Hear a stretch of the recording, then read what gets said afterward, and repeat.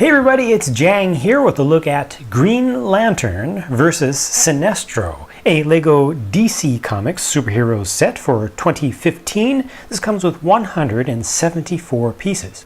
First over here, of course, we've got Green Lantern and Sinestro, the title characters for the set. And Sinestro's weapon is very interesting in that it uses a Techno Blade from the Ninjago series up on the top, the yellow Techno Blade. It's not modified, it's just taken straight from LEGO's own intellectual property, their own license, and actually used in a different license's product. So that's interesting to me. And also, the shaft of this is the very first time we've ever gotten a lightsaber blade in yellow, just regular yellow, not neon yellow, just regular yellow. And then over here, this is Space Batman with his very large wings that are fully folded out there, and we will take a closer look at the stuff with everything removed so you can see the prints a little bit better. And this one actually has a special extra surprise, or actually a couple of extra surprises, because this is all just a plastic piece. You can see it's kind of translucent and has some areas that are a little bit more transparent. They also give you a wings folded version of that. So you can take his kind of rocket pack or jet pack off. I guess it would be a rocket pack for use in space. You can just slip this right on there, put this back on, and it's going to hold it in place. So that just makes him more compact. You know, he just takes up less space. It's unfortunate that there isn't really a folding action that you get out of that, but this is really useful for display. And I feel like this is just a more useful figure in general, even for play, because he just doesn't take up as much space that way, but still does have the wings. Now there's what Space Batman looks like underneath the mask. So you see he actually has a visor on, he's got a breathing apparatus, and you can just see a little bit more clearly the print on the torso, which is pretty cool. You turn this around to the back and you see he has no printing on the back of the head, but now you can more clearly see the back of his space suit. Now, for normal atmospheric use, to get more of the recognizable Batman look, you can take off this head, and they include a second head, an entire separate head in this set, and it is one of those that has the two faces on it. So you get the more serious face, and you also get the kind of smiling, smirking kind of face, so you can use either of those as you wish. And it's got the headband going on, so that when you put the full mask on, then you get the look with just the white eyes showing through. With the hair pieces removed for Green Lantern and Sinestro, you don't really see anything else there because they were just hair pieces, but they do have alternate faces on the backs of their heads. Alright, so here's the Green Lantern's ship construct. This is a printed piece right here on the front, no sticker use there. This has a number of shooty things on it. It does have the stud shooters on the wings out there, and they also use the extra transparent neon greenish yellow pieces out here just for texture and kind of adding brightness to the whole thing and adding to its kind of transparent look overall. But these can also be used as shots. And this also has a couple of these spring-loaded shooters, but they're integrated way into the fuselage of the thing.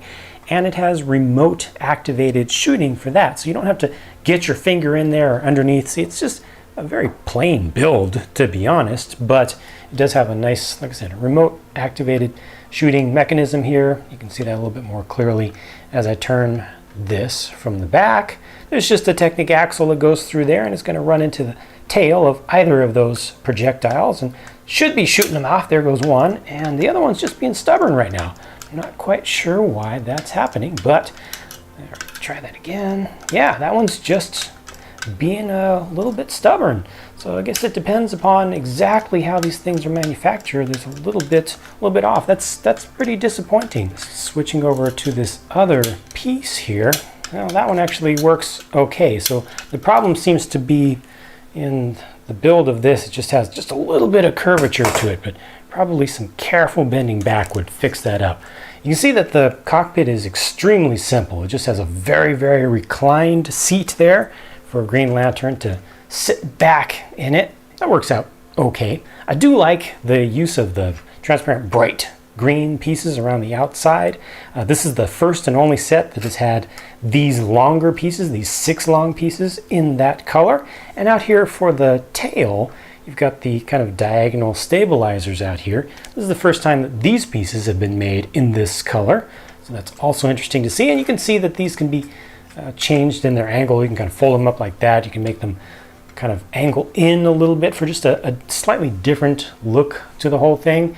But by default, they want you to have them down. So this is really a very simple build, but it went together very quickly. Has a number of pretty cool parts in terms of their colors and such. The last thing here is this kind of cage system that Sinestro has come up with to hold Green Lantern's lantern hostage. You can see the lantern is inside of there, and the intent here is to use this with the Super Jumper system. So this is another set that includes one of these. They kind of suggest that you use this with Batman, Space Batman in this case, and they want you to use it to hit this as a target.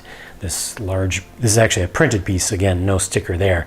And if you hit it just right, you kind of have to start up fairly close to it, or I guess you could go quite a long distance and arc your shot, but the whole thing kind of falls over easily enough. But if you touch this in any kind of way and just get that to move a little bit, it's going to open this up. So that's kind of your target. And you can also shoot at this with the main shots from the ship construct, especially the spring-loaded projectiles work really well for that. And that lets you get to the lantern itself, which actually is done kind of to minifig scale, and it is intended to be held by a minifig. So there's what that looks like in his hand.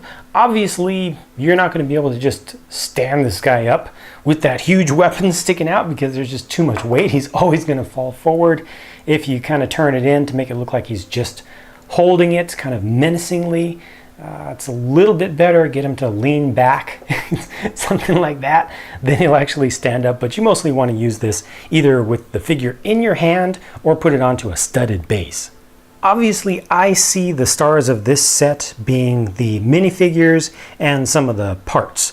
And I think the play value is reasonable. It's really focusing on the ship construct, which I think looks good. I think that a lot of kids are really going to enjoy it, especially in the younger age range that this is especially kind of geared towards, and this entire line is geared towards.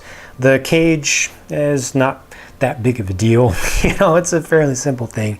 Just gives you a target to shoot at with the set without having to get another bad guy focused kind of set to go with this. But for me, yeah, it's really all about the figures and the parts, which are very good. And this isn't a very expensive set. So for the collectors who are in it more for the parts and the minifigs, I think that you get a pretty good value here and you don't waste a lot of money on stuff that is just for playing. Of course, those are just my thoughts. Let me know if you have any thoughts about this set that you would like to share with myself and the rest of the viewers. Down in the comment section, I'm going to get to work on some more videos, and I'll be talking to you again very soon.